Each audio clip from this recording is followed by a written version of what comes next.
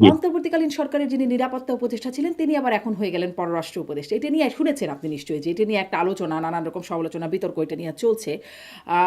এবং তার অন্তর্বর্তী সরকারের নিরপেক্ষতা নিয়ে প্রশ্ন উঠছে, প্রশ্ন করছে সংসদের বিরোধী দল এবং সাবেক তথ্যমন্ত্রী যিনি ছিলেন নাহিদ ইসলাম, তিনি নিজেও বলছেন যে এখানে নিরপেক্ষতা প্রশ্নবিদ্ধ। সাংবাদিকরা বলছেন, তাসনিম খলিল সাংবাদিক, তিনি একটি স্ট্যাটাসও দিয়েছেন যে অন্তর্বর্তীকালীন সরকারের নিরপেক্ষতা নিয়ে প্রশ্ন তুলতেই হয়। এই প্রশ্নে আসলে অন্তর্বর্তী সরকারের কোনো উত্তর আছে? এইটা আমি মনে করি না যে এটা এখানে নিরপেক্ষতার কিছু হয়েছে। He was not anyone who was like organising the election. He was just a national security advisor to the chief advisor. That's it. তবুও And তো উনি যদি নিরপেক্ষতার স্বার্থে। if he got a good offer, উনি যদি একটা গুড অফার পান যে না আসেন বি আওয়ার ইয়ে, তাহলে আপনি দেখবেন। আর যারা এটা বলছেন তাদের দে শুড ফাইন্ড আউট ওনার কোনো ইলেকশনের রোল ছিল কিনা, প্লাস উনি সত্যিকার অর্থে মানে ওই যে ধরনের অ্যাকুজিশন করা হয় সেই সমস্ত অ্যাকুজিশন ওনার কোনো রোল ছিল কিনা, এগুলা সত্যিকার অর্থে কথা বলার জন্য। কিন্তু নিরপেক্ষতার স্বার্থেই তো বিএনপি মাহফুজ। ওনাকে অফার দিয়েছে and he thought okay it's fantastic I can join them, that's it. জি, কিন্তু এই যে নিরপেক্ষতার স্বার্থেই তো আসলে মাহফুজ, আসিফ ওনাদেরকে তো সেখান থেকে পদত্যাগ করতে হয়েছে বা তারা পদত্যাগ করে চলে এসেছেন। তো তাদের জন্য নিরপেক্ষতার বিষয়টা অ্যাপ্লিকেবল হলে ওনার জন্য কেন মনে হচ্ছে যে আসলে অ্যাপ্লিকেবল না? তারাও ওরা তো সরাসরি। দেওয়ার পার্ট, ওরা জি, একটা পার্ট জুলাইয়ের মুভমেন্টের পার্ট ছিল, জুলাইয়ের রেভলিউশনের পার্ট ছিল। হ্যাঁ। তো এবং ওরা পরবর্তীতে ওদের যারা যারা মেন কোর অফ পিপল তারা যেটা করেছে তারা পলিটিক্যাল পার্টি করেছে, হুম। এবং এই পলিটিক্যাল পার্টি হিসেবে তারা ইলেকশনে পার্টিসিপেট করেছে। ফলে এই ভার্চু অফ দেয়ার মানে কানেকশন উইথ দিস মানে এনসিপির সাথে, এই জন্য তখন একটা মোরাল হ্যাজার্ড তৈরি হয়েছে যে তাদের এই পোস্টে থাকা উচিত কিনা। তো দে হ্যাড টু কুইট। তো এখনই এরকম এবং মোরাল আমার হ্যাজার্ড, মনে হয় যে তারা খুব ভালো কাজ করেছেন। এখন এই মোরাল হ্যাজার্ডটা তৈরি হচ্ছে না? মানে যিনি মন্ত্রী ছিলেন তিনি না, এসে একদম একটা রাজনৈতিক না, দলের যে সরকার সেই এটা সরকারে এটা যুক্ত উনি হয়ে যাচ্ছে। টেকনোক্র্যাট মন্ত্রী ছিলেন, ভেরি মাচ টেকনোক্র্যাট মন্ত্রী ছিলেন, and he will be a technocrat minister in that next cabinet. আপনাকে যদি বড় একটা অফার দেয় হুম। যে না আপনি আসেন আমি এই ইয়েতে, উনি এটাই আপনি যদি দেখেন যে না উনি ওনাদের হয়ে কোনো কাজ করেছেন কিনা, আপনি বাইট করেন, দেখেন, ইনভেস্টিগেট করেন। বাইর করার এমনি মতো। একটা হ্যাঁ। লোকের জি। একটা লোকের সারা জীবনের আপনার অ্যাম্বিশন কি থাকে যে আমি একটা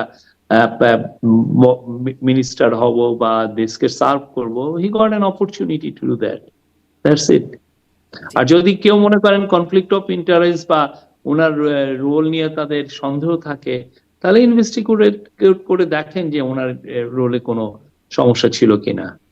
জি। মানে এই সন্দেহ তো ছিলই, এবং সন্দেহটা ছিল ঠিক সেই দলের যেই দলের পররাষ্ট্র মানে যেই দল সরকার গঠন করলো এবং তিনি পররাষ্ট্রমন্ত্রী হলেন। এখন যিনি স্বরাষ্ট্রমন্ত্রী সালাউদ্দিন আহমেদ তিনি বলেছিলেন যে একজন বিদেশি নাগরিককে আক্কেল মানে বিদেশি নাগরিক তিনি নিরাপত্তা উপদেষ্টার দায়িত্ব দিয়েছেন ডক্টর মোহাম্মদ ইউনুসকে উদ্দেশ্য করে। তিনি বলছিলেন যে আপনার কি আক্কেল জ্ঞান নাই? এবং তিনি বন্ধ করিডোর প্রসঙ্গে বলছিলেন যে এই প্রসঙ্গে বাংলাদেশকে যুদ্ধক্ষেত্র বানানোর একটা চেষ্টা চালাচ্ছেন এই খলিলুর রহমান। এখন তিনি চলে গেলেন, মানে এই সরকারের নিশ্চয়ই আক্কেল জ্ঞানহীন সরকার না? তাহলে আসলে কি হলো বাস্তবতা? কেন অন্তর্বর্তী সরকার থেকে এই ট্রানজিশন ডক্টর খলিলুর রহমানের হলো? এটা ওনাদেরকে জিজ্ঞেস করেন, এটা তো আমাদেরকে জিজ্ঞেস করাটা তো অমূলক। জি। আর উনি বাংলাদেশের নাগরিক, উনি কোনো বিদেশি নাগরিক না। জি।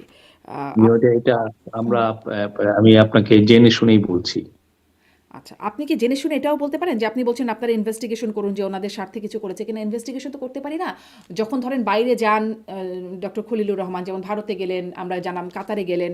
সেখানে কি যে হলো বৈঠকে, কি যে কথা হলো সেটা আমরা জানলাম না। আমরা জানলাম গুরুত্বপূর্ণ বিষয়ে আলোচনা হয়েছে। কিভাবে আমরা বুঝবো যে আসলে বিএনপির স্বার্থে কাজ করেছিল কিনা, নাকি অন্তর্বর্তী সরকারের কারণে, নাকি তার না, উনি ব্যক্তিগত ওইটা কারণে?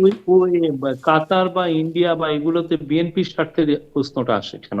এটা ন্যাশনাল সিকিউরিটি ইস্যুতে উনি ওইখানে গিয়েছেন। কাতারের সাথে আমাদের একটা ডিফেন্স এগ্রিমেন্ট হয়েছে, কাতার আমাদের অফিসার্স নেওয়া শুরু করেছে, ট্রুপস নেওয়া শুরু করেছে, ইটস এ বিগ এগ্রিমেন্ট। কাতার আমাদেরকে এইখানে তাদের ডিফেন্স ইকুইপমেন্টের ফ্যাক্টরি করার কথা বলেছে। ওদের সাথে আমাদের খুব বহুবিধ অনেক মাল্টি চ্যানেলে আমাদের ওদের সাথে কথাবার্তা হয়। তো সব কথাবার্তা কি পৃথিবীতে কেউ বলে? কি কি আলাপ হয় কোথায়? ন্যাশনাল সিকিউরিটি অ্যাডভাইজাররা বিদেশে একটা শব্দও করেন না। আপনি যে অজিত দোভালকে কোনোদিন দেখেছেন প্রেস কনফারেন্স করতে? অজিত দোভাল যে কত লোকের সাথে মিট করে, আপনার কোনো খবর পান? এগুলা মানে আমি জানি না, বাংলাদেশের সাংবাদিকরা মনে করেন যে কেউ একটা পাবলিক অফিস হোল্ড করলেই তাকে সবার জনসম্মুখে এসে সে কি করছেন সেগুলো বলতে হবে। সরি, এই ন্যাশনাল সিকিউরিটি অ্যাডভাইজারের রোলটা এরকম না, কিন্তু এটা কোনো সেই দেশেই রোলটা না। সম্পর্কে কেউই আমি তো জানে আপনাকে না। একটা উদাহরণ দেই, আমি একটা আপনাকে উদাহরণ, জোনাথন পাওয়েল যিনি ইউকের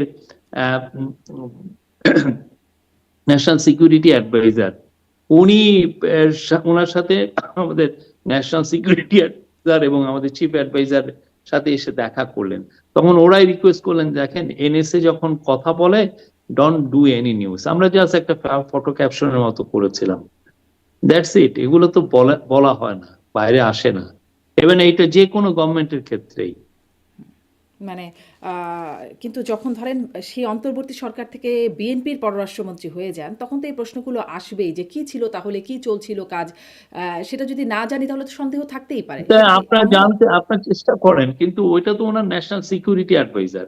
বিএনপি মনে করছে they need someone as capable as doctor Khalil, ওই জন্য ওনাকে অফার দিয়েছেন।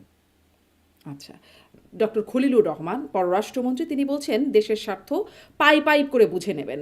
মানে যাকে দেশবিরোধী চুক্তির জন্য বিএনপি অভিযোগ করলো যে করিডোর চুক্তি করছে সেটি দেশের স্বার্থ বিরোধী, দেশকে যুদ্ধক্ষেত্র বানাতে চান তিনি, এই অভিযোগ করলেন বিএনপির ঝানু নেতা সালাউদ্দিন আহমেদ, যিনি বর্তমান স্বরাষ্ট্রমন্ত্রী, এবং তিনি এখন বলছেন পাই করে দেশের স্বার্থ বুঝে নেবেন। আপনারা আস্থা রাখতে পারেন তো? আপনারাই তো আসলে আস্থা রাখেন নাই, তার পদত্যাগ চেয়েছিলেন ইউনূস সরকারের আমলে। দেখেন, আস্থা অনাস্থার কথাটা পরে, আমি একটা জিনিস আমার কাছে মনে হয়েছে, আমি পরে মিলিয়েছি, আমিও কিন্তু তার অনেক আপনার সমালোচনা করেছি, করিনি তা না, এখনো আমি স্ট্যান্স পেলে সমালোচনা করতে পিছপা হব না।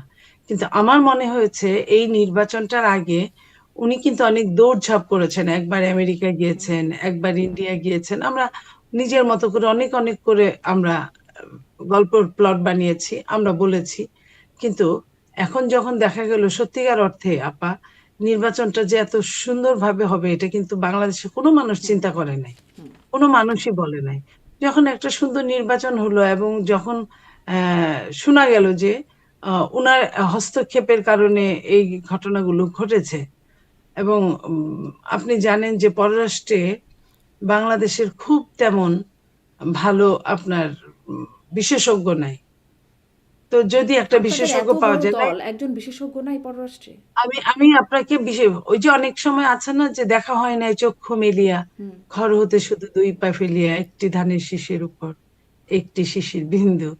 তো অনেকটা আছে, অনেকেই আছে হয়তোবা আহ এত কাছে যে বুঝাই যায় না যে উনি আছেন কিনা। আমি ওটা বলছি না, আমি আপনার অর্থের কথা বলছি। অর্থ বিষয়ক, যেমন ধরেন তিতুমির ভাইকে, প্রফেসর তিতুমির, ঢাকা বিশ্ববিদ্যালয়ে, ওনাকে অর্থের উপদেষ্টা করা হয়েছে। তো উনি তো, আর যাই হোক, আমি জানি যতটা বিএনপির লোক না, কিংবা ডাক্তার জাহিদ বিএনপির লোক না, তারপরেও নেওয়া হয়েছে যেহেতু জনাব তারেক রহমান সাহেব বলেছিলেন যে একটা জাতীয় সরকার গঠন করবেন সবাইকে নিয়ে, সব দল নিয়ে, দল মতের মানুষদেরকে নিয়ে, এই কারণে হয়তো করেছেন। এবং এটাও সত্যি, অর্থনীতির জন্য বিশেষ বিশেষজ্ঞ হয়তোবা বেশি বয়স হয়ে গেছে, না হয় বেশি ছোট হয়ে যাচ্ছে, ওরকম নাই। তো এই এই জায়গায় কাজে লাগাইলে মন্দ কি? আমার দেশের যদি ইকোনমিক্স যদি ওনাদের মতো লোকদের কাজে লাগিয়ে যদি ভালোর দিকে নেওয়া যায়, তাতে মন্দ কি? আমি এটা মনে করি। আচ্ছা, এই অর্থে আপনি পররাষ্ট্রমন্ত্রীকে মনে করছেন তিনি হতেই পারেন, কিন্তু আপনি যে বললেন যে সুন্দরভাবে নির্বাচনটা হয়েছে, ওনার হস্তক্ষেপ আছে, উনি কিভাবে আমি আমি মনে করছি, নিরাপত্তা উপদেষ্টা সরি, হিসেবে হস্তক্ষেপ করলেন? আমি মনে করছি, এখন পর্যন্ত আমি ওভার ক্লিয়ার না, আমি মনে করছি ওনাকে তখন দৌড়ঝাঁপ করতে দেখেছি। তারপরে ইলেকশনটা তো সত্যি কথা ইউনূস সাহেব যে দিবে অনেকে বিশ্বাসই করে নাই। তো এই সব কিছু মিলে মনে হয়েছে যে লোকটা হয়তো বা কোনো অবদান আছে, যেটা খুদ বিএনপির মাননীয় চেয়ারম্যান জানেন। হয়তো এই জন্য উনি ওনার হিসাব মতে উনি রেখেছেন। আমি এই কথাটাই বলতে চেয়েছি, আর কিছু না। মানে এই যে ভারতে আমেরিকায় গিয়ে দৌড়ঝাঁপ করেছেন, এই দৌড়ঝাঁপ এর ফলে সুন্দরভাবে নির্বাচন হতে পেরেছে বলে আপনারা মনে করেন? জিও পলিটিক্সের তো একটা অবদান আছে, এটা অস্বীকার করার কোনো কারণ নাই। জিওকে আপনি এই মুহূর্তে পৃথিবীর কোনো দেশ জিওকে বাদ দিতে পারে না, আর বাংলাদেশের মতো উন্নয়নশীল দেশ তো পারেই না। তো সেইখানে আমি বলবো যে তাদেরও একটা অবদান আছে, হতে পারে পরোক্ষ, হতে পারে প্রত্যক্ষ। আপনার মনে পড়ে যে জামাতের আমির কোনো কথাই বলে নাই, তাকে সাংবাদিকরা আপনারা জিজ্ঞেস করেছেন বেশ কয়েকদিন যে ভারতের সাথে, মোদী সরকারের সাথে তাদের কোনো আলোচনা হয়েছে কিনা, ওনারা মুখ বন্ধ করে না করেছে, না কোনো আলোচনা হয় নাই। সেইখানে রয়টার্সে যখন আসলো যে আরো 6 মাস আগে, 5 মাস আগে জামাতের আমিরের সাথে আহ, আপনার ভারতের বিভিন্ন মন্ত্রী পর্যায়ে তারা বসেছিল এবং পররাষ্ট্র সংক্রান্ত তারা বসেছিল, তখন কিন্তু উনি ধরা খেয়ে বলেছেন যে হ্যাঁ এটা তো অনেক আগে, হ্যাঁ আমি বসেছিলাম, তেমন কোনো কিছুর জন্য না, এমনি আমি বসেছিলাম। এই যে জিনিসগুলো, এই জিনিসগুলো আপনি কোন চোখে দেখবেন? এগুলো তো আপনার একটা না একটা জিও পলিটিক্স এর হস্তক্ষেপ, তাই না? এটা কখন বললেন ওনারা? যখন শফিক সাহেব বারবার করে অস্বীকার করছিলেন, তখন নিজেরাই ছেড়ে দিলেন নিজেদের পত্রিকায়। হুম।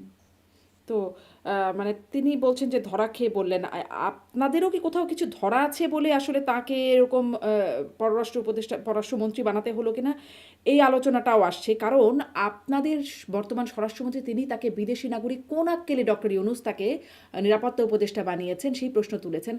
মানে তাহলে খুব স্বাভাবিকভাবে এখন আপনাদের উপরে ওই প্রশ্ন, আপনারা কোন আক্কেলে, মানে বিএনপি বা তারেক রহমান কোন আক্কেলে তাকে পররাষ্ট্রমন্ত্রীর মতো একটা পদ দিচ্ছেন, সেটি কি জাতির কাছে স্পষ্ট করা দরকার না? মানে যেই অবিশ্বাসটা ওনারা তুলেছেন, মানে আপনারা তুলেছেন, সেই অবিশ্বাসটা মানুষের মধ্যে আপনারা ছড়িয়ে দিয়েছেন। এখন আমরা কি করে বিশ্বাস করব যে তিনি আসলে পাই পাই করে সত্যিই দেশের স্বার্থ উদ্ধার করবেন?